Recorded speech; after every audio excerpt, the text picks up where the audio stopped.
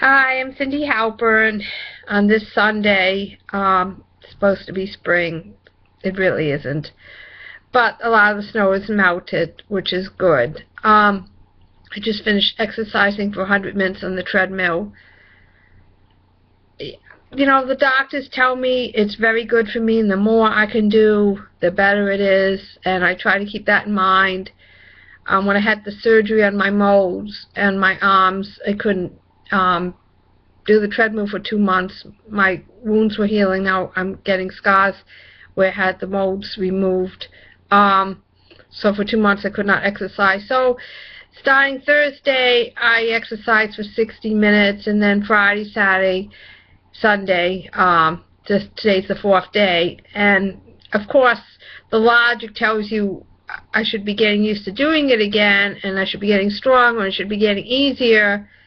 And that isn't true. It's not any easier for me. It's harder in some ways. But that's just the way it goes, and it's a little tricky because I have asthma and I have to take the inhaler. So I have that to deal with. I also have Hashimoto thyroidism. That affects everything as well.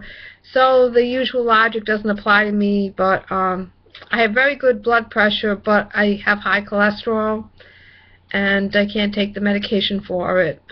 It has side effects that I can't do. So I just try to do the exercise, and I do it to the best of my ability. I'd rather walk on Fire Island. I do it at my pace, and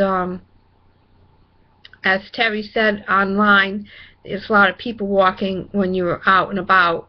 But it's not warm enough for that yet, so I can't do that. So I have to find a way to work with the exercise routine without killing myself, actually. And it's very difficult.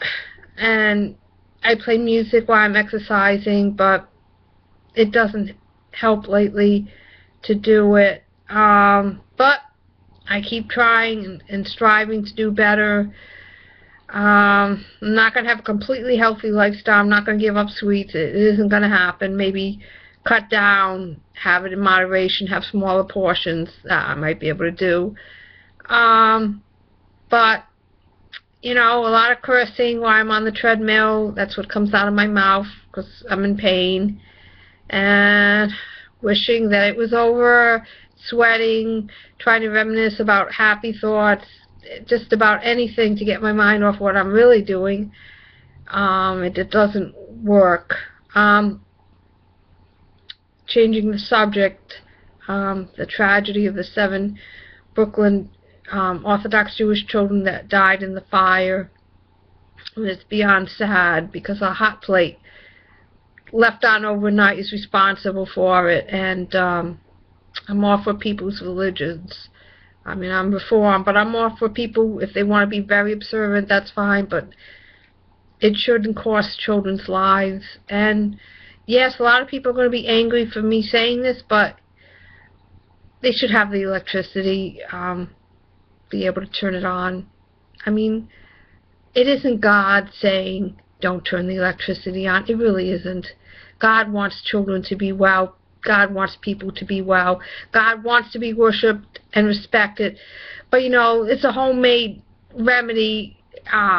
Electricity didn't exist in the time of Moses, didn't exist in the time of Joseph, didn't exist in the time of patriarchs, and you really can't make the same reference to modern times. It's more work walking to the synagogue than it is driving to the synagogue. They didn't have cars in those days. So some of these ideas that it's against the Sabbath to drive or turn the electricity on, it's ridiculous. It didn't exist in the biblical times. They couldn't make a comment on it because it didn't exist yet. And it's just easier to turn the electricity on. It's just easier to do things. You're not working as hard. Walking is harder work. And you know, it doesn't make sense. And I know I'm going to be condemned for this, that I'm anti-Orthodox. And I'm not. I'm for them practicing as much as they want, but not when it comes to children being harmed, not when these practices allow these things to happen. I just can't. 7 precious lives gone for no reason. They're gone too soon. And 7 lives, think of what they could have done with their lives, and now they can't. and they've gone to God. And I know they've gone to God, but too soon, and they shouldn't have gone to God yet. And, you know, I really think the Rabbinical Council should reconsider some of these things about the Sabbath.